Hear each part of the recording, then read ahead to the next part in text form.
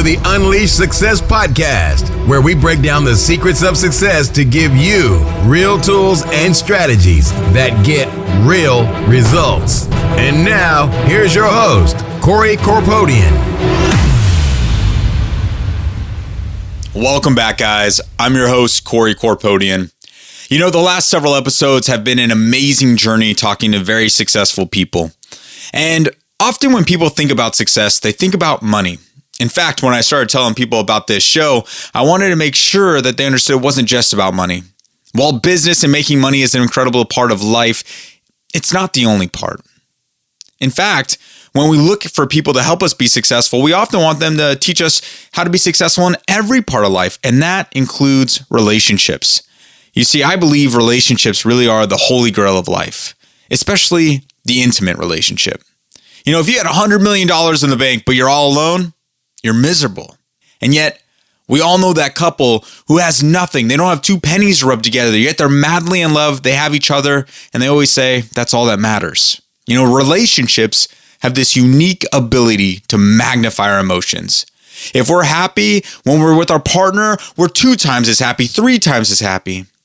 But if we're sad or upset, sometimes these emotions can quickly spiral out of control in a negative way, hurt our relationships, and hurt how much we enjoy life. And in our relationship, as in life, we are all going to face adversity. We're all going to have these ups and downs, trials and tribulations. I know I have. You know, life gets hard and we almost don't know if it's worth it. But what do you do when life kicks you down? When adversity comes knocking? In today's interview, we have the incredible honor to speak to a man who literally has the best outlook on life I've ever heard. When I first listened to his story, I wasn't sure exactly how it would apply to us here at Unleash Success. But as the story continued, I realized he has more to teach all of us. In fact, every time I listen to his story, I learn something new, and I'm reminded of just how beautiful life is. In today's episode, we interview United States Navy Chief Petty Officer Johnathon E. Stone. Johnathon is a dad to 4 amazing kids. He's got twin girls, a younger daughter, and a little boy who he started fostering when he was just 2 days old and eventually adopted. Originally from a little farm town of Clinton, Illinois, this Navy Chief Petty Officer is about to become an author as he has made it his mission to share the story of his wife's battle with a rare form of cancer. He's going to talk about how true love kept them strong, how to handle the struggles that life sometimes throws at you, in a heartbreaking but empowering story of love and loss. We learn what it takes to create the relationship of a lifetime. We learn how to find the good in life and how to really live life to the fullest. So, Johnathon, tell us a little bit about you and how this story comes about. Well, I grew up in a little farm town called Clinton. It's right in the middle of Illinois. It had about 8,000 people, and it's all about love. I fell in love with my high school sweetheart. You know, we knew each other since we were little kids, and it just kind of grew in from a solid friendship into becoming best friends. And then we fell in love and started, quote unquote, dating. You know, we were 15, you know, so so I signed up for the Navy, and that was the beginning of our first real challenge, because everybody told us, you know, it's only puppy love, you know, don't stay together. You know, a lot of people definitely warned her, you know, I'm leaving for the Navy and we weren't going to see each other for a while, and we all had bigger lives to live. That was everybody's kind of motto. And I remember us looking at each other and saying, you know, it's game time. We're going to prove these guys wrong. Like, we knew deep down in our heart, and that was the beginning of just us. And how did you know? I mean, what was it about her or the relationship that you said, we can do this? Because every single second I was ever away from her was the worst time of my entire life. I had to be with her 24/7. And it was one of those deals where when we went into each other's, or when we were away from each other and I entered back into whatever we were about to do, I fell in love again, more and more powerful. And it's one of those deals where you can look into each other's eyes and you didn't even have to say a single word. Like, you just knew we were going to be together forever. That's incredible. Definitely that feeling of love is something very special. So you guys ended up getting married right before you enlisted in the Navy. Is that correct? No, I actually, I left for boot camp and then I went to a school after in Pensacola, Florida, and she flew out to visit, and I proposed to her there on a nice little bench on the beach. I remember getting all wet and beautiful. So, you guys ended up having a little bit of a challenge as you went into boot camp, right? I mean, in boot camp, you're not allowed to talk to each other, right? Right. So how did you overcome that right there? Well, we had the power of love. We knew for a fact we were going to get married and we're going to be together forever. So it didn't matter how long we were apart, even though it was terrible because we were so used to spending every second together. And then I left for boot camp and we had to rely on handwritten letters. And I could only write letters every Sunday, and I could only read letters on Sundays. So we just, I made it count. Really long, beautiful letters to each other, and she's what got me through boot camp. Her just inspiring me to, don't give up, and it's all right. I'm here waiting for you. I'm not going anywhere. And she assured me that every single letter, and it's because of her I was able to keep moving forward. So I went to the school, proposed, and then she told me she wanted to go to California. Okay. And in school, if the better you do, the more likely you're going to go where you want to go. So I was like, all right, it's game time. And I was never into like test and study, and I was just kind of winging it through life. And I knew, okay, I have to study because I have to. She's my everything. So I did everything for her. So I ended up getting top of my class, and they had 3 orders to San Diego. And I was like, all right, I want to go to San Diego. And of course, we're from a small town, so we're thinking we're about to go be around a bunch of movie stars, and it was, and we saved all our money for her wedding because I wanted to give her dream wedding, and I was just an E2 making very little money. She was a waitress, and our parents, just average jobs. We didn't want to ask them, so we made it work on our own, and we saved, and then we had our dream wedding and drove out to California. Most people don't understand until you have a challenge together, how hard it is on the relationship and each other and where you lean on. And you've told me before that you lean on love and the power of love. Can you give us an example of when was your first major challenge together? So when we first got out to California, again, we had very little money. We spent it all on the wedding. So we were, stayed in this little apartment, and we were sleeping on an air mattress every night. And that wasn't even really a challenge. We were so in love, we could have slept on the sidewalk. Like it was amazing. We were so happy. And it was when she gets pregnant, and that's when I first started to kind of freak out a little bit because I'd never changed a diaper, never did anything, but I knew it was meant to be. It was amazing. And she just had a feeling it was twins. She just kept telling me, I think it's twins, kept telling everybody, and we're like, no. And I'm like, you need to knock that off because, it cannot be twins. This is going to be crazy. And, remember, she's 19. I'm, about to be 21, and we're young and out in California by ourselves, and kind of like the inklings you've told me about your team stone and how that you guys always rely on each other and build this amazing unity and power together, where if, like you said, you don't know how to change a diaper, but she's able to help you out. Definitely. And so I know that during the pregnancy, you'd mentioned some other challenges as well, and that you had twins. So there's twin girls. What are their names again? Allison and Alyssa. Beautiful. Oh, yeah. And so talk us through that. How did it feel as you guys are going through this pregnancy? Well, I came home that day, and she knew I was freaking out. So what she did is she went and bought a teddy bear and some diapers, and she had it laying out in the middle of the living room floor. She's like, all right, you're going to learn to change diapers right now, and she made me do it over and over again. And then then I could literally change them with my eyes closed. So she knew that was one of the, for some reason, was bothering me. And so she always had my back. And that's where it started. Then we started, we started planning and sticking together and talking about no matter what, we got this. We have so much love between each other. Yeah. So, it was about 7 months in, she woke up in the middle of the night and something was off. And then she stood up and I was like, what's going on? And I jumped up and then all of a sudden her water broke. And at 7 months, we didn't expect it at all. We didn't have a bag packed. We didn't, we still had a few months to go here. But the problem was she was only 5'2", and her little tummy could only hold so much. So with 2 babies inside, we're off to our first real challenge as Team Stone, and again, we started to freak out, but we always had that ability to look into each other's eyes and know we've got this.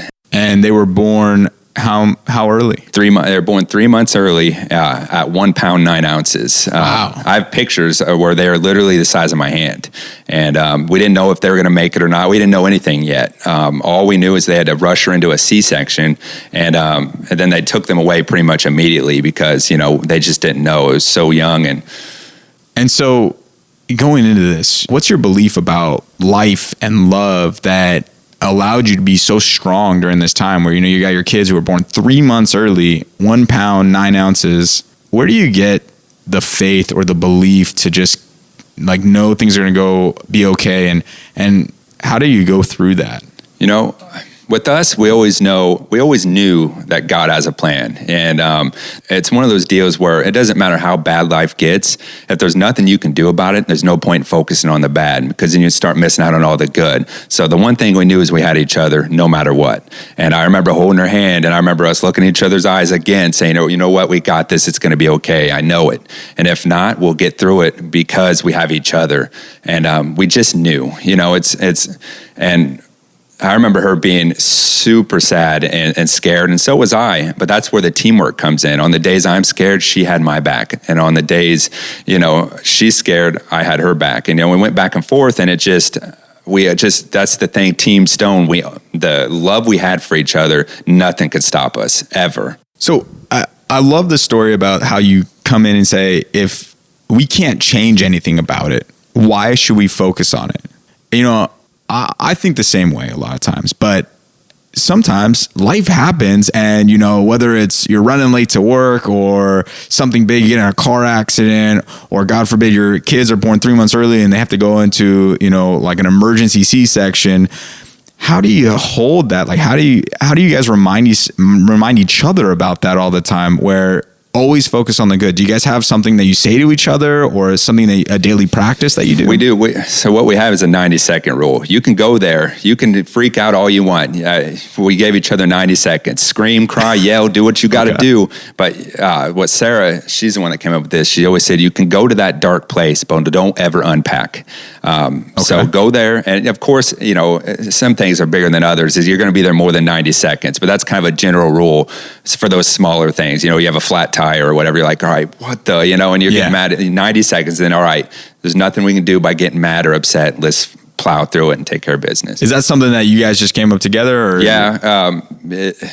Life, we weren't born this way. Just as life challenges came along, because we had a lot of smaller ones coming up before the twins were born, whether it's finances or whatever, it was just us. And we just learned through life that we got this. And unless you're literally dying, there's no reason why you can't just keep moving forward always. So I love that. So the 90-second rule, and I've heard something similar to that before, 5-minute rule. Oh, yeah. But I've never heard anybody say it like that, like Sarah said, where you can go to that dark place, but don't unpack. Right. Because we're not there to stay. We can go visit, but you got to come back. Because we're human beings. You're going to go there. You're going to have problems. You're going to, and that's where the whole team aspect comes in, and the love. And that's not just, or good friends or whatever. You always have to have that somebody to help, get you out of that funk, if you do end up in it, because we all do at some point or another. Absolutely. I talk a lot about emotional fitness. That's my biggest thing, where you've got to have the right mindset, and you've got to learn that you want to use emotions to empower you as opposed to let them disempower you. Either emotions can control you, or we can control our emotions. But the truth is, sometimes, stuff happens that's really big, right? And you just react. And sometimes the reaction isn't always what you want, but if you let that emotion take over, right, you get super angry, you get really sad or upset or nervous or really afraid, and you live there, for days or weeks, it starts to affect your entire life. And that's who you become. So I'm right there with you, and I'm always about shifting your focus, right? And that's what I talk about all the time. Is you say you can go there for a minute, but then we can't unpack, we got to leave, right? So how do you get out of there? I always say, let's shift the focus. What are we focusing on? Like you said, if something bad happens and you can't change it, what's the point of focusing on it? Right. I love it. So then you end up having you and Sarah, and we both know that Alice and Allie obviously grew up, and they're okay, right? Oh yeah. But the process while they were in the hospital, right? Yeah. That was a big building step for you guys together. You only had one car. What were you guys doing at that time? That's when the challenge is. I mean, I had to be at work at, right around 5 a.m. So I'd get up at 4. So we had one car, and the twins were in the NIC unit for 3 months.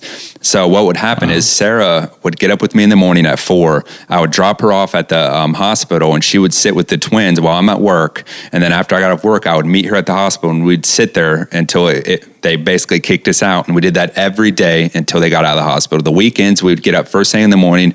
We were right there next to them. I mean, there's pictures of us. They're in their little incubators, and we're holding them, and they have all these tubes and lines hooked up to them. And it was scary, but, that's how we got through everything, is together. And I'm curious, too, is, other parents who are kind of going through some sort of challenge with their kids, whether, during the birth or other issues, what would you say to them where they just don't know what to do? Just don't give up. They're relying on you. So it's one of those deals where it is what it is now. So I knew they were born early and we didn't know what was going to happen. But the one thing we could control is the amount of love we could give to them while they were alive. If they were not to survive, we would know we did everything we could and with the love we had. Yeah. And then if something bad was to happen, at least at the end of the day, we knew we were there every second we could be to support them. And so to the people out there with the challenges, just don't give up and focus on the time you have now, and just keep moving forward. So let's fast forward a little bit. You end up having another girl. No problems with that one, easy, right? Yep. Yeah. What's her name again? Madeline. Okay, great. And now your wife, Sarah, and you kind of want maybe have another kid. Yeah. All right. But you're like, so far on the lottery pick, I've had 3 girls. Yep. And what did you say then? Sarah's had 3 sisters that were fostered and then eventually adopted. And so that's where we kind of got the idea to look into fostering. So what we thought was we would sign up to be foster parents and help as many kids as we could until the right one came into our family permanently. And that way it's a win-win situation. We're out doing good things and helping others. And while also sharing the love we had. And we felt like we had a lot of love to share, and we wanted to share it with as many kids as possible. So that was kind of our mindset on fostering/adopting and getting my boy. And we got a call saying they had a little boy. We didn't know anything about him. He was just 2 days old, and he needed a family to take him in, and he'll be ready the next day. We're like, yep, you got it. His name was Dragon Blaze Comstock. We didn't know the race. We didn't know anything. We just knew we were going to make a difference in this little boy's life, and that's kind of where this story began with him. And my whole family's redheads, so let me set the pitch. We're all redheads, and so he looks just like he'd be part of our family anyways. And we're like, holy cow, this is insane. She's crying, I'm crying. It's the best moment ever. And then we start the foster journey, which took quite a while. In fostering, you don't know if you're going to get to adopt them or not. The ultimate goal is to get them back to their biological parents. So when you foster something, you don't actually. It's not a foster to adopt. It's that's just how it worked out for Sarah and her family. And so you're fostering, you're taking care of them until the parent can bounce back from whatever issue it was where they lost, and which was another challenge because you, in your mind, you're mentally trying to prepare for the moment you might have to give that kid back. But how do you do that? I fell in love the second I saw him. We took him home, and I was like, man, I kept thinking, how am I going to give him back, or us, if it happens? But same thing, you can't focus on something that's out of your control. I remember us talking about that a lot. Like, let's give him just fill his life full of love. And if it happens, it's meant to be. And, both, either we adopt him or he goes back, we turn it into a win-win situation because ultimately it's what's best for him. Yeah. So I keep hearing this belief that if it's not in your control, don't focus on it. Yep. I'm a big believer in the fact that some of our beliefs, come from something, but at the same time, you got to reinforce it. How is it that through all this adversity, right, that you were able to consistently think that? And do you ask yourself that question every time something bad happens? Do you and Sarah have, besides the 90-second rule where you're allowed to go there, do you have something else? Or is it just that question. You just literally ask yourself, hey, is there anything I can do about this? And if I can't, do I switch it? What do you do? We look for the good no matter what. Okay. And so by then we already had 3 amazing girls. So we had a guaranteed good no matter how bad life got. So any situation, flat tire, whatever, debt, anything, no matter what, we had our amazing family. So now instead of the love just between us, which was extremely powerful, now we had the love between the 5 of us. And talk about powerful, so no matter what, we just, and it didn't happen overnight. Like I said, it just happens as life goes on and you start getting challenges left and right. Luckily, her and I were naturally positive type people. So, and then we had the teamwork, and I'm telling you, there were days where I was like, why is this happening? Like, we have the worst luck ever. And then that's when Sarah would come and be like, no, there's people out there, are going through worse, and vice versa. I'm telling you, it's just how powerful true love is. And it seems that, you guys weren't always perfect. We're all human. No way.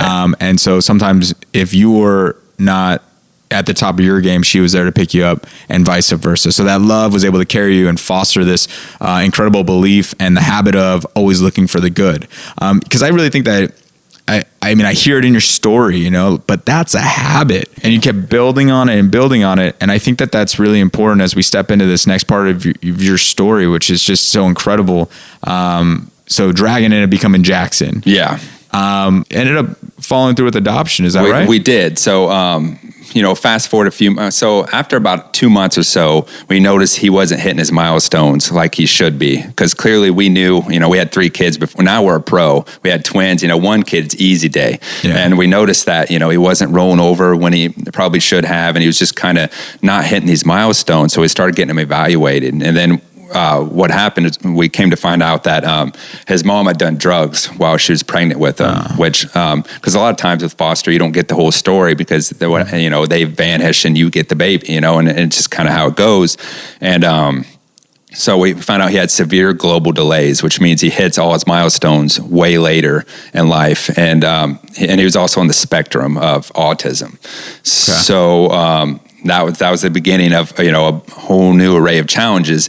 But the thing about Jackson is he has that smile that would just, I wish I could introduce him to everybody on this planet, because he would change your life. Like, he just talk about finding the good. Like, he's 4 now and he can't talk yet still, but he is always so happy.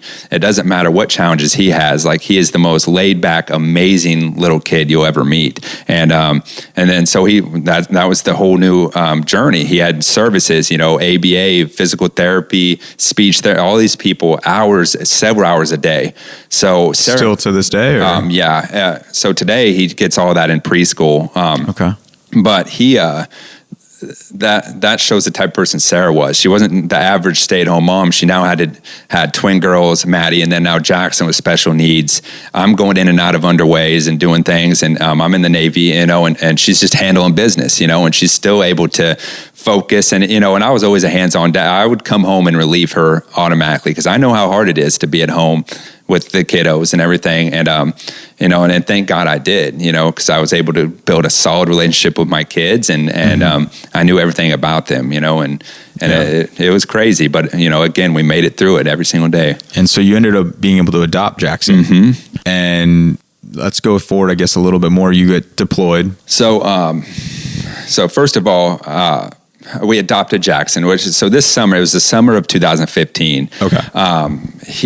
Jackson's biological mom actually passed away on the streets. She overdosed. Oh wow. And that's when they asked us if we wanted to adopt him. We started making all these amazing memories. I was on shore duty as an instructor, no deployments or anything like that. And, I went on leave for 30 days, and we made so many amazing memories. We went to all these events, and we went to Disneyland. We just had a great summer. And then I found out I made chief, which is E7 in the Navy, and I deployed literally the next weekend. Wow. So talk about a roller coaster of emotions that summer. Just went, but I love the Navy, and I always said the deployments are awesome. If I could bring my family with me, it'd be perfect, there's nothing like being out in the middle of the ocean, and looking at the stars and even watching the sun come up or go down. Like, it is one of the most beautiful things you'll ever see. So I deploy, I'm pumped, I made chief, this summer is awesome. We adopted Jackson, everything's going great. And I was about 3 weeks away from being home. I got the call that her mom, she had originally had breast cancer and beat it. Her breast cancer had come back and had spread. And I remember telling her, what do you need me to do? I'll fly home. What do I got to do? 'Cause she's my everything, Sarah, and the thought of her being sad at all tore me up. I had to be there for my wife. And she's like, no, just hold off. You're almost home and then we'll figure it out. And then we get home and, she had been feeling a little bit sick for a couple weeks now herself, but she didn't want to tell me because she didn't want me to worry. She knows me, she's my everything. And she knew I had to focus out there, take care of my sailors and the mission at hand and everything. And she ended up losing her appetite and started having stomach aches and this and that. And then I get back and we pull in and, since I had made chief that year, we were one of the first ones off the ship, and it's a huge homecoming. Tons of families out there with signs, balloons, news crews. Like it's an amazing thing. Thousands of sailors and Marines getting off, and I barely recognized her. She had lost so much weight in her face and everything, but her stomach was. She looked like she was about 6 months pregnant, like bloated, and she.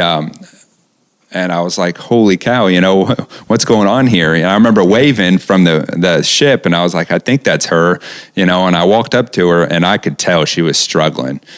And, so what was going on? Do you know? They started at they didn't want to clearly start with the worst, so they started checking things off the list. They thought maybe it was just really bad heartburn or, and so they sent her home. We were like, sweet, and then you're good to go. And then she was continued to be sick, and I got home, and she was scheduled for an ultrasound for her stomach 2 weeks after I had gotten back. So she was just like any mom is, just plowing through life, putting everybody first, her family, her kids, and ultimately taking one for the team. And I remember the next day I was like, listen, I'm going to get a sitter. We need to get you to the ER. And I'm not taking no for an answer. I'm home now. I have your back, and I took her to the ER, and they instantly took her back, and they did an ultrasound, and I was watching their face as they did it. And that's when I knew something was off. All these doctors come walking in, and they bring in chairs, and everybody sits down, and they're like, we have some bad news for you. You have a tumor the size of a grapefruit on your ovaries. And then another tumor, it was off to the side in her stomach somewhere. And we were like, holy cow. And they're like, we're going to have to rush you into surgery. They're like, so, and remember, I got back December 15th. So now it's a few days before Christmas. I have my 4 kids at home. I just got back from deployment.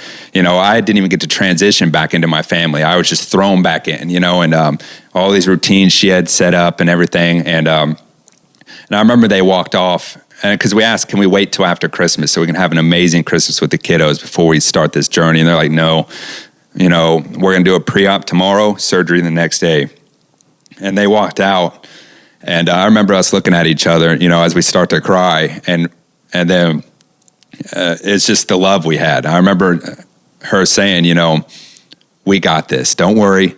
What's going to happen is going to happen. And they're like, so what I want you to promise me to do is we're going to find the good in every single day.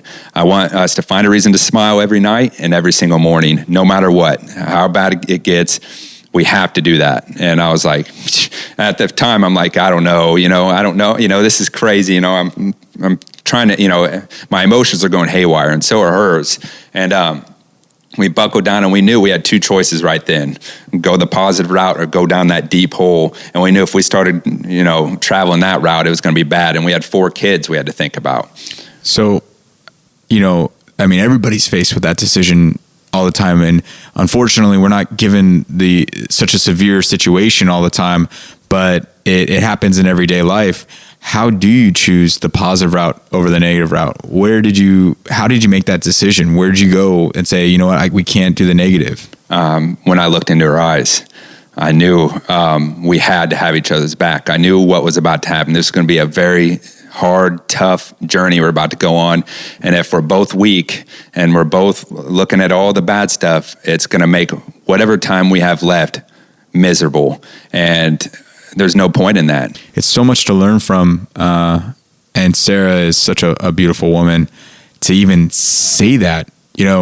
I can't imagine being told that I have to have surgery tomorrow for a tumor the size of a grapefruit, and then to turn to you and say, promise me that no matter what, we find the good every day, in the morning and at night, we find something good. Those are the kind of habits that change people's lives. Those are the kind of decisions that when you make a decision to focus on the good, it changes your life. And you're so right, but it's so hard for people to truly understand this until they're met with literally a life and death scenario where you can't focus on the negative, because the only thing that's gonna do is make life worse. And especially if your time is limited. Big time. And that's my number one mission in life, is to remind people not to wait for something bad to happen before you truly start to live. Use us, use our story and what we went through to remind you, what we went through, I wouldn't wish upon my worst enemy. It was so hard. I'm talking, it was the most challenging thing you could ever imagine. And we have one shot at this life. Mm-hmm. So if you're waiting, or if you're focusing on all this bad stuff that's out of your control, you're wasting it. And you can't do that. It's so important that you don't do that, because you don't know. You think we knew she was 28 years old when they told her she has cancer and it had spread everywhere. I mean, what do you do with that kind of news, And that's crazy, because you didn't even know, and all of a sudden 6 months later, she's got this huge tumor. Right. So she goes into surgery. They took her back, and then I remember the doctor came and he pulled me. I remember it like it was yesterday. It's this dark hallway. It's nighttime now. They've been in surgery all day. And he's like, I have some good news and some bad news. I got the 2 big tumors out, and but the bad news is it had spread, and we ended up having to do a full hysterectomy, take out a couple other organs, and it's not ovarian cancer like we thought. It's actually appendix cancer, which is extremely rare. 1 in a million people get it. Wow. And I remember telling the doctor, I said, I want you to do me a favor. Don't tell her. Let me tell her. I feel like that's my job. If anybody else tells her, it's only going to discourage her. We're a team for a reason. And I remember her coming to and finally waking up, and it really, the anesthesia was wearing off. And I remember telling her, and I remember her winking at me and saying, it's all right, we got this. I was like, you're killing me, Stone, but we did it, and that was the true beginning of our journey and Team Stone. Like, we knew, okay, we got this. We never asked for, any type of timelines, how long she had or anything like that, because we knew if we knew, it would always be in the back of our mind, and it would slow us down from doing the things we truly want to do, which was make memories and have as much fun and smile with our kiddos as we could. Yeah. So they told us, Sarah was like, well, I need to be out of here on Christmas. Remember, now it's the point where it's only a couple of days from Christmas. And the doctor was like, hey, listen, the chances of that happening are very unlikely. In order to get out, the nurses were like, you have to be able to walk at least 3 laps around the hospital floor. And she's like, all right, give me my IV pole or whatever. And it just shows how powerful your mind is. Like, if you want to do something, and it's game time, and she was like, I am getting out today. And like, you need to be off your medicines on the IV. She's like, take them off, and she's like, I am telling you, I am out of here. At about 9:00 that night, she was finally able to get out. What a Christmas gift. Whoa, beautiful. The kids are all at the neighbor's house. We call them the village. We live in a cul-de-sac where the kids run in and out of each other's houses. You don't even knock, and everybody takes care of everyone. And awesome. Got Sarah out, put her in the wheelchair, and wheeled her up there and rang the doorbell. And here comes the kids running the door, and they're like, Mommy, and it was the best Christmas we had ever had. The best. I remember it like it was yesterday. One of our many great memories, I think that's so incredible that she was the power of belief just right there, that she wanted so strongly to be able to get home to her kids on Christmas Day that, the doctors were shocked that she was able to actually do this, especially after a couple of days of the surgery. And, I think that there's a lot of habits that you guys built, finding the good, making memories. People don't consciously choose to make beautiful memories like that. They don't try to create these memories, and they don't, look for the good every single day. They let the environment around them get in their way. And that is, your message is so strong. But that wasn't the last time that you guys had to face cancer, was it? Oh, no. So fast forward, I want to say about 2 weeks, we went in, and that's when they started digging deep and figuring out what was going on. And that's when we found out the cancer was everywhere. I'm talking, it was spread to her bones. What's going on in your head right now? I'm thinking, God, and that's... it was extremely difficult to find the good, and let's just say that. And the same thing, now we're getting scared together, and what happened was they took her back for the last check of the day, which was a scan of her brain. Like, please don't be, that's the mothership, if it's there, it's going to start affecting things, and it will prevent us from making memories and doing stuff. And so they took her back and they brought her back and said, we have good news. It didn't spread to her brain. So bam, there's our good. So we focused on that. And, You're telling me she's got, stage 4 cancer in her entire body, and you get a brain scan that says it's not in the brain, and you guys looked at each other and said, that's our good. Yeah, I'm telling you, like the sigh of relief, or like, okay. That's just so beautiful because, you got cancer everywhere, and you guys still found something good that day. We did. And, and it was super scary. We were scared out of our mind. We didn't know what was next, and we knew it was bad. Yeah. But we also knew we have 4 amazing kiddos, and we also knew she was still alive today. So again, you can't change it. And then, of course, we had spent several hours crying together, laughing together. We were picking out fight songs and doing everything, but the key word was together, no matter what. And so then they came in and they said, okay, we're going to have to start chemo immediately. We need to get going on preventing it from spreading any farther and hope that maybe we can shrink some of this stuff. And Sarah's first question was, can I still donate my hair if we start chemo? And she had long, beautiful red hair. Why'd she ask that? Was there a chance that she was going to lose her hair? Yeah. Okay. So there's a 50-50 chance that she was going to go bald with this type of chemo. It was a strong chemo. They mixed a couple different types together because it was an aggressive cancer. And they're like, if once you start chemo, you can't donate your hair for whatever reason. You can't. It's just they don't allow it. Yeah. And so she's like, well, I need some hair clippers and scissors right now. She's like, 50-50 chance. She said, I don't care. She's like, Johnny's going to cut my hair. And I was like, what? Are you crazy? My first haircut ever. And it's my wife's, and it wasn't, talk about, it was beautiful, but it was one of the hardest things I personally had to do. And I'm sure it was even harder for her. Yeah. But all she was thinking about, and I remember her telling me, she's like, someone out there is going through what I'm going through right now, and they could use this hair.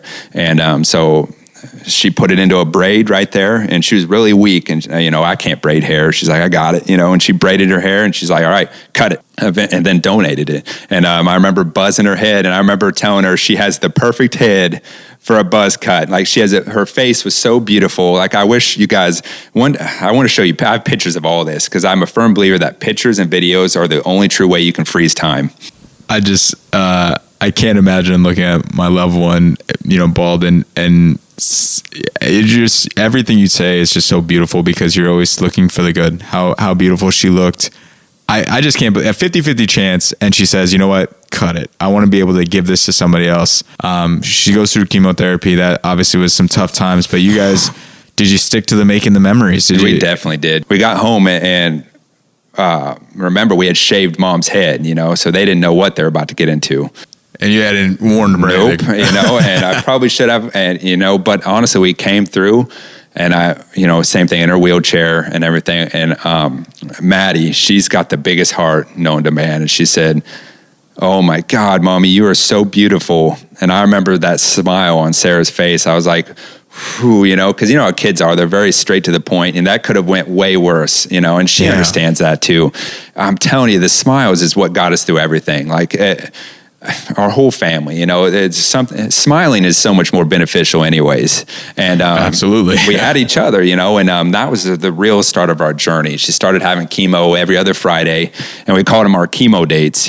Kid free. We'd go there in the morning, and she had a thing called a port. They accessed her port, did blood tests, so we had to wait 2 hours before she could start chemo. So we'd sit in this thing called the bamboo garden, and the sun would just beam off of her a beautiful face, and I would just stare at it, and I'd just taking mental pictures, because I knew what was about to come. We weren't dumb. We knew what was coming, but we also didn't focus on that. We focused on living instead. Of course she was dying, we knew it, but And a lot of people tend to focus on that and they go down that dark path, but why waste what time you have left? We knew for a fact we weren't going to, and so again, every time she felt good, we were making memories, right? That's laying on the couch watching movies, or we went to Disneyland, and I pushed her around the wheelchair, and which was kind of sweet because we got to go ahead of the line anyways. So that was our good in that situation. We took our whole village, our whole neighborhood, and we all went. Wow. And we stayed at Disneyland, and that way we could get Sarah back if she got sick, and still make memories with the kids. And we started our journey just every day making some sort of positive memory for the kids or us. So how old is she right now? She's 28. She's 28. At that point, yeah, she was still 28. Yep. And so diagnosed with stage 4 cancer. You don't want to know how long, right? And you're just making memories, but unfortunately not everything lasts forever. And so, how long was it? Well, she didn't look like she had stage 4 cancer for the longest time. She would go in smiling. Everybody grew to love Sarah. Everybody, all the doctors. She had a whole team, a palliative care team. She had all her oncologists, the nurses. Everybody loved Sarah. And she just impacted everybody's lives with the fact of how selfless she was. She always, they would ask her how she's doing, and she would ask how they're doing, type of thing, and she's just that type of person.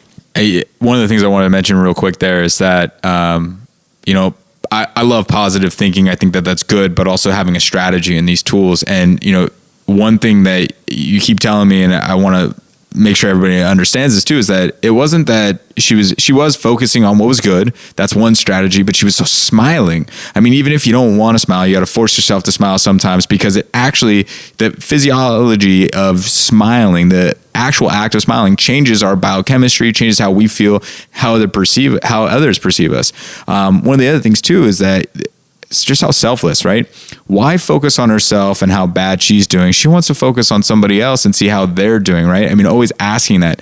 Those are real things that, habits that people do that make things better, right? So I believe it that she probably looked great, doesn't even look like she has cancer, and it's because of the things she consistently did every single day. Definitely. It's easy, and I've said this a lot recently, but easy choices, hard life. Hard choices, easy life, yep. Right? The easy thing would be to sit there in a room, in bed, and just kind of sulk and be depressed. I mean, upset, just angry, all these negative emotions. That's the easy thing to do because it doesn't require any actual action. Right. And so for her to put this face on, I mean, obviously she's just an amazing human being and a beautiful soul. Just to say that, but to do it every day and to show up smiling every day, it's just beautiful. And those are habits and tools that people don't really identify with. They don't think like, oh, smiling can actually change the way I feel about myself and how others feel about me and how my life is. But obviously that didn't just impact her, it impacted everybody around her. Definitely. And smiling is not as hard as you think if you're able to find a reason to smile. And that's where you have to focus and find the good. If you're trying to force a smile, it is going to be hard. But if you're legitimately happy and you find something that brings joy to you every day, then that's the easiest smile you'll ever have in your life. And it sounds like you guys were able to find just anything, with stage 4 cancer, it's not in her brain, or we always have our kids to think Definitely. about. And obviously it was a huge pull for you guys.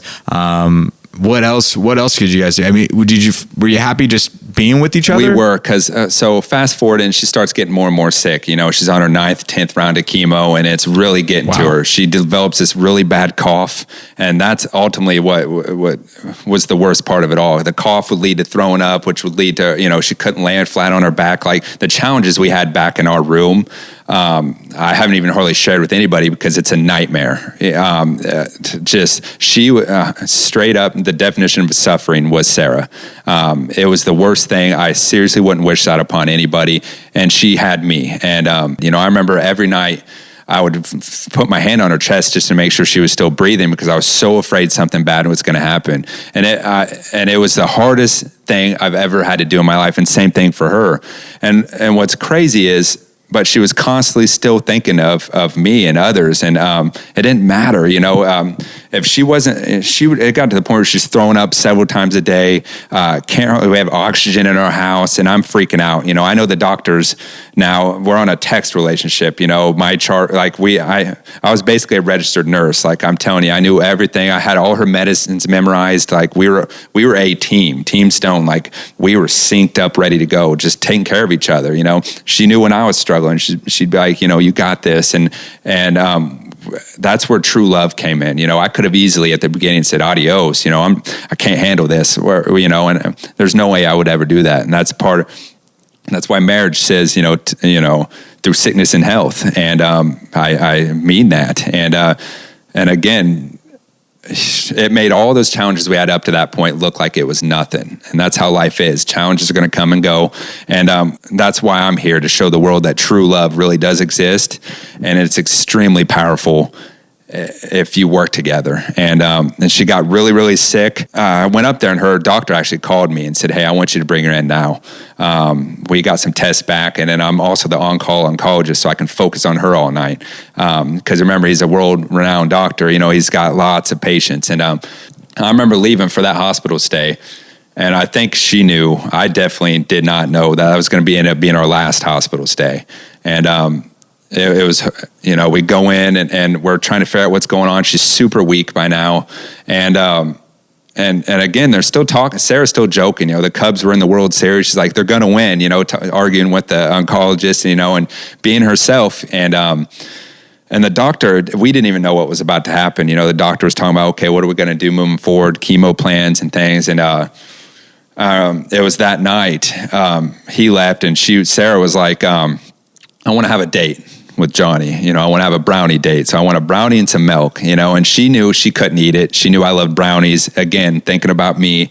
And I remember she ate a bite just because, and we have pictures of it, and it was one of the most beautiful moments ever. We talked, and she knew, she had to have known. And she's like, I want you to promise, no matter what happens, you continue to find the good in every day. And she's like, and I want you to eventually move on. I want you to remarry. And she's having these conversations where I'm like, no way, And she's like, because you're the type of person that deserves to be loved, and someone deserves to be loved by you. And she's like, and promise to be patient with the kids, because it's going to be hard, but you got this, And I was like, what are you trying to say here? And everything. And we talked. It was beautiful. And then she got tired, and she fell asleep. And the doctors, they came in and said that you didn't know it was going to be your last hospital stay, but they came in and said that she's only got, 12 to 48 hours or something. That night, she started having a coughing fit. It was like 2 a.m, and I hear her yell my name, Johnny, and I run over there, and she can't breathe. The machines are going crazy, and I'm hitting the emergency button, and all these people are running in, and that's saying, like they're draining fluid from her lungs. They have these big needles, all this stuff's going on. And I'm watching them like go to town on her. And I'm like, oh my God, what's happening here? And 2 doctors walked up to me, and I remember this moment literally like it was yesterday. And they say, listen, we have some bad news, and you have about 5 minutes to decide. They're like, you can either put her on life support, where she's going to suffer because you can't treat cancer while someone's on life support. She's not going to get chemo. She's just going to continue to suffer. Or we can take her up to the ICU and make her comfortable, and she has anywhere between 4 hours and 48 hours to live. And I was like, oh my God, and I'm freaking out. I don't know, like there's no way I could find the good in that situation. Like that was it, and I'm freaking out. I don't know what to do, and and I'm talking to him. And, I'm crying, and it's crazy. The machines are still going off. The nurses are crying. Everybody loves Sarah, and I look over at Sarah, and she gives me a wink and smiles. And she's halfway out of it, and everybody's freaking out. And I looked, and I was like, all right, I know what to do. And I was like, let's take her up to the ICU, and we'll make her comfortable. We didn't know this was about to happen, and I was like, I need you to bring the 4 kids over. And my mom's like, what's going on? And I was like, I have some bad news, and it was horrible, and we bring the kids over, and they're coloring. They don't understand what's happening. You know what I mean? Like they're having fun. You guys have coloring crowns, and I had to break it down to them, say, listen, this is the last time you're going to see your mom. And this is what's, as much detail as a kid, And I remember the first thing I told him, I said, it's not your fault, because kids, in their imagination, I didn't want them to think that. So I was like, it's not your fault, and daddy's okay. So I want you to know that I'm here for you no matter what.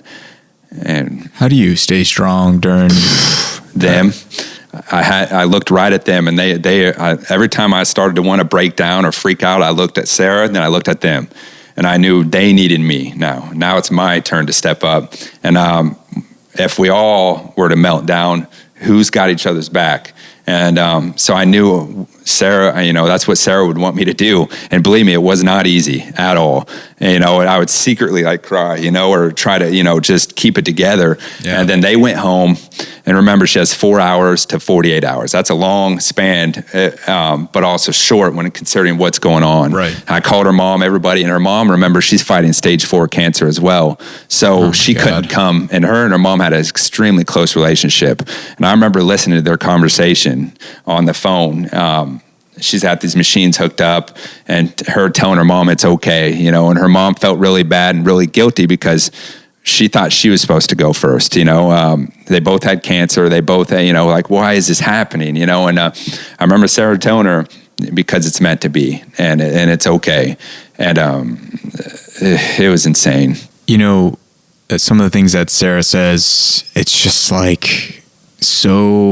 it's unbelievable that someone in that position could give so much wisdom. And I know you told me, and I'd love for you to share, if you wouldn't mind, some of the things that she said to you, and some of the things that she said to some of her other family members in those kind of final hours. Yeah, so I call her dad and her brother got the first flight they could. They're en route, they're racing time. They don't know, it's literally a 4-hour flight from Illinois to San Diego in the first place. We don't know if she's got 4 hours or 5, whatever. All we knew is it was Halloween that day, and all her friends at the village came up all together, and one by one, she went around the room giving them a pass down, what she wanted from them.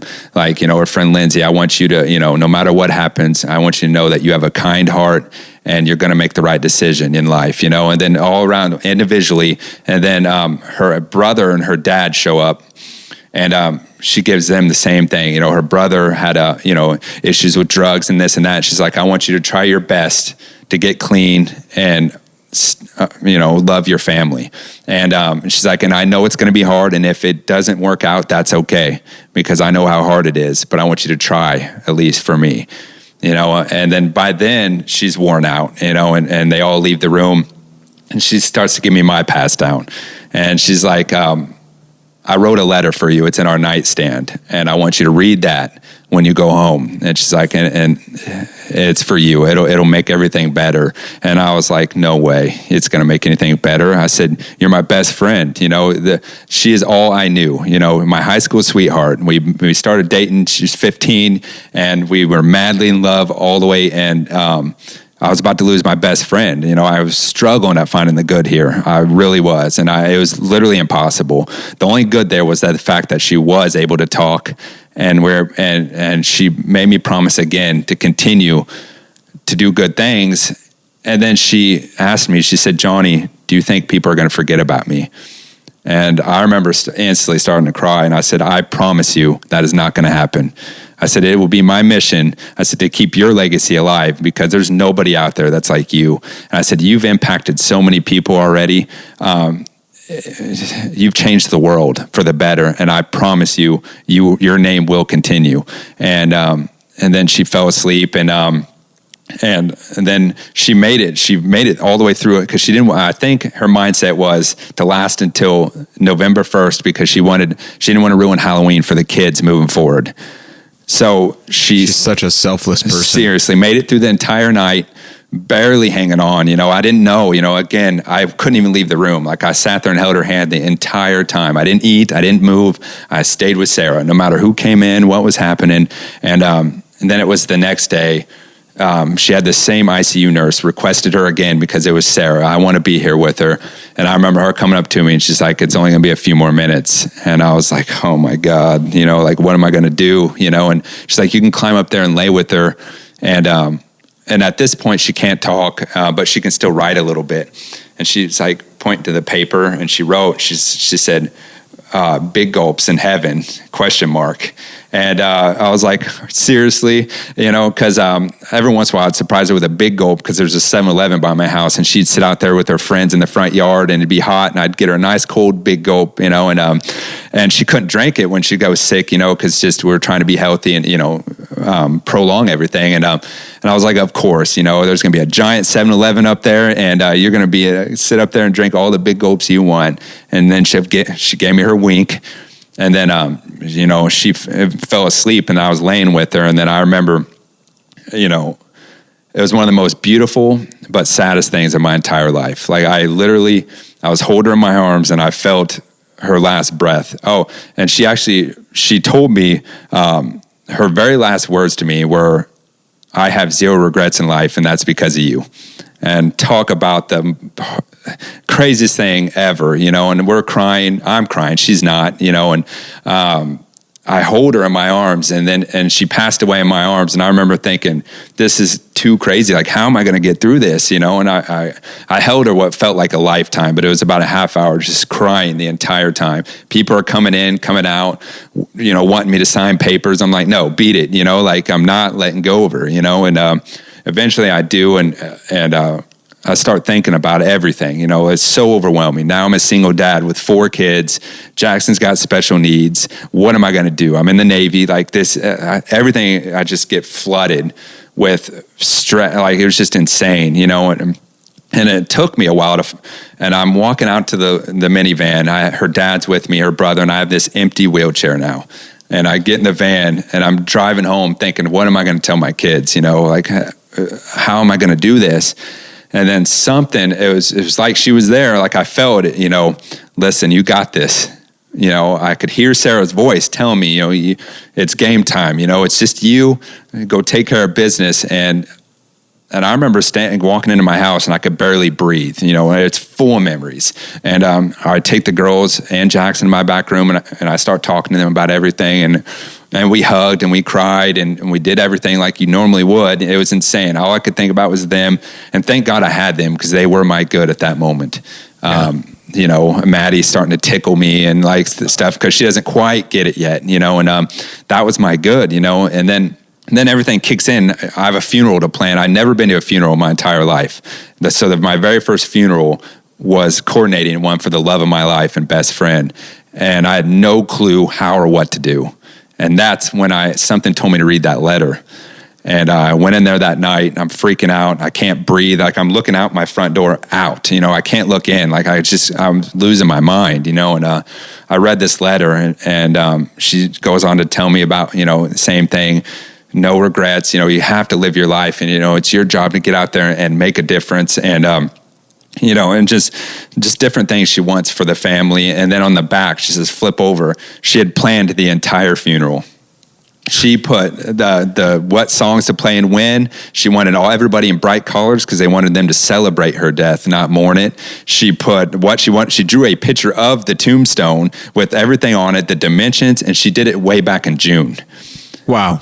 So she sat there while I'm asleep, planning her entire funeral, knowing what was about to happen. And she's like, I knew you would be stressing about this, and this is the last thing you need to be stressing about. Go take care of the kids. She did everything for me. And I was like, oh my God, Sarah, and that is why it is I do what I do. That's how it is I'm able to find the good, because when people come to me with problems, I instantly think to myself, unless you're dying, because I've seen what that looks like, there's a way to get through it, no matter what.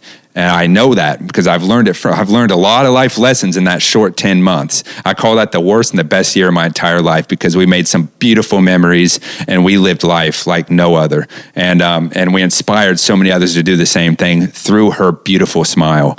And that's why I'm here today. That's why I'm doing this. And that's why I'm not going to stop ever. Johnny, thank you so much for sharing your story. It's just, I've heard it a couple times. It's still heartbreaking. But at the same time, it's so beautiful.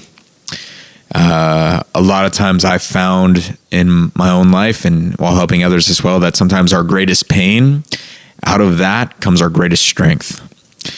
We don't always know what tomorrow is going to bring. And your story has been a constant reminder for me and the people around me that we have to live today to the fullest, and we have to enjoy it, and we have to plan and make memories. Part of this story of love is it's just so strong. And what I really want for people to take from your story is, what can they do today to start really living their life? I mean, we already talked about plan memories, like go make those memories. We talked about finding the good each and every day, finding the good in the morning, finding the good at night. The 90-second rule. It's hard when it's so distant. I mean, we know what it's like to kind of face something like where you might not know how much time you're going to have left with somebody or yourself. And not everybody has that. So what kind of advice can you give to somebody to really go out there and live to their fullest? Honestly, I tell people to start with being kind. If you can't find your good, and sometimes I can't either, it's extremely hard. So what I do is I do something good instead. So the feeling you get when you do something good for somebody else, expecting absolutely nothing in return, is priceless.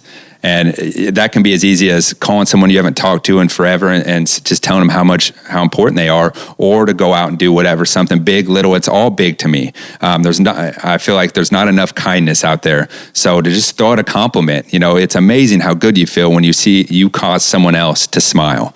You start there and you're going to change the world no matter what. And I guarantee that's your guaranteed good of the day. It's going to happen no matter what. I like that. I remember seeing the video you sent about just sharing the good and doing something good and giving some water and snacks to people who are homeless. I really enjoyed that. That inspired me as well.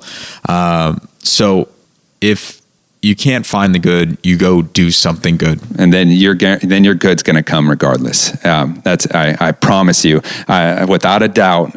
Trust me, I know. On those days where the twins come up to me and say, "I miss mommy," say Mother's Day was rough, really rough. That's a day dedicated to their mom. Allie came up to me and said, "Why are we celebrating this dumb holiday?" And I had to tell her, "This is why. There's a lot of mommies still out there. So here's what we're going to do. We're going to go to the chemo center and we're going to read books to all the mommies that are getting chemo today, and we'll do that together. How's that sound?" And she's like, "Yeah," and so me by myself with all 4 kiddos, I'm carrying Jackson. We got books, and we go and we find every mom in that chemo center, and we read a story. And I wanted 0 credit. They were trying to take our name and all this. I was like, I don't want anything. I said, all I want to do is create a smile for somebody, one person, and we've done our job for the day.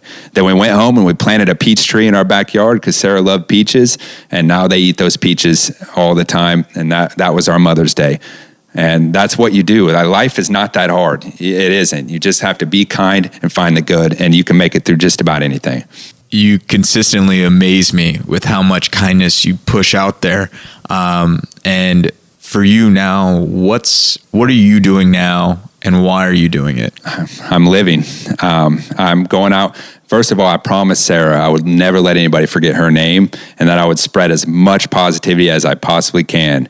So, I go and speak at different cancer benefits, and foster care is very near and dear, and it was to both of our hearts. So I'm very involved. I'm just starting a nonprofit soon, and just getting starter bags for children in need, and everything I'm doing is driven by Sarah. We're still Team Stone. Trust me, I picture her right next to me the whole time, and so and same thing, writing a book. And I never thought in a million years, I'm the small town farm kid. I just joined the Navy to go off and do bigger and better things. I never knew all this would happen. So what I'm going to do is use what happened to Sarah and not let it go to waste.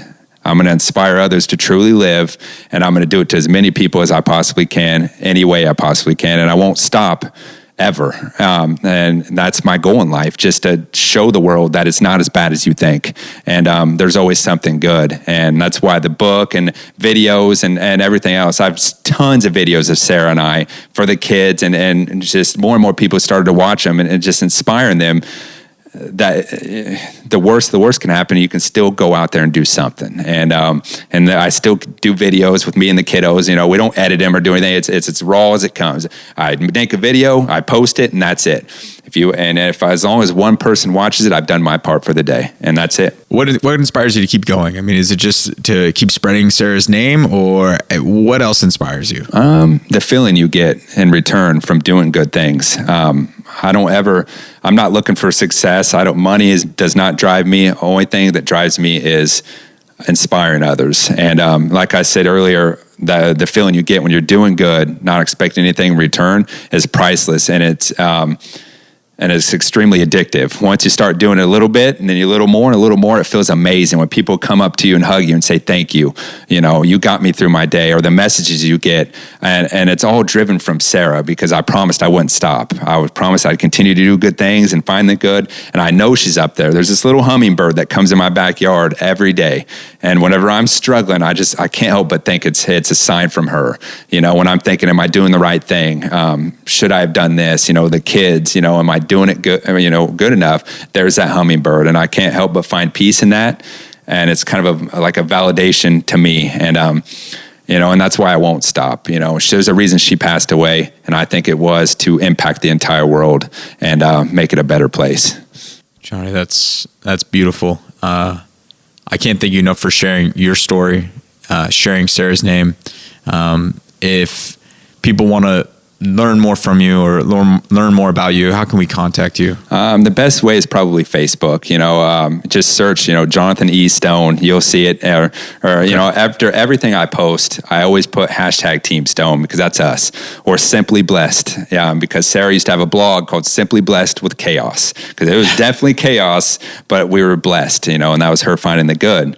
And so that's, just search and you'll find us on there. And, it's completely open. Anybody can watch our videos, because the more people I can inspire, the better. So, if you took anything from this conversation, I want you to remember just how short life is and how important it is not to settle. If you want to go out there and do good things, go out there and do them. Right? If you want to live your dream, you can live your dream. And just think to yourself, unless it's literally going to kill you, you got to step on the other side of fear and go for it, because we have one shot at this life. And I'm telling you, I've seen it hands on. You don't know what's going to happen. So Sarah was blessed enough to say she had zero regrets in life, because she literally did everything she wanted to do. And we had the power of true love. We didn't settle. We didn't listen to what others had to say when they said you weren't going to make it. You do what you want to do in life, and you do it because that's what you want to do, not what others want you to do. So live your life. Don't ever give up. And there's no such thing as failing. It's just a lessons learned. And that's it. Always find your good. It sounds like your mission in life is now to inspire others to live their life to the fullest. And I'm right there with you. And I love the message. So if you guys want to find more about Johnathon E. Stone on Facebook, #Team Stone. Sarah is, she may have passed on, but she's definitely still in our hearts. And her message through you and your message to spread to the world absolutely will still keep Team Stone alive. Remember, guys, to find your good, do something good, and live your life to the fullest. Well, thank you very much for coming in today. All right. Thank you. If you guys enjoyed the show and learned something of value, the one ask that we have is please go subscribe. If you'd like to leave us a 5-star rating and review, that definitely helps us get our message out there. Because each week I'm going to interview amazing people, and I want to be able to give you more and more tools and strategies that get you real results. Feel free to connect with me on Facebook or Instagram at Corey Corpodian, or just visit the website at unleashsuccess.com. Remember, knowing is not enough. Knowledge alone is not power. Action is. Because action is the only way to get the results you want in life and truly live the life of your dreams. So go take some action, subscribe to the podcast, and get ready to unleash success in you.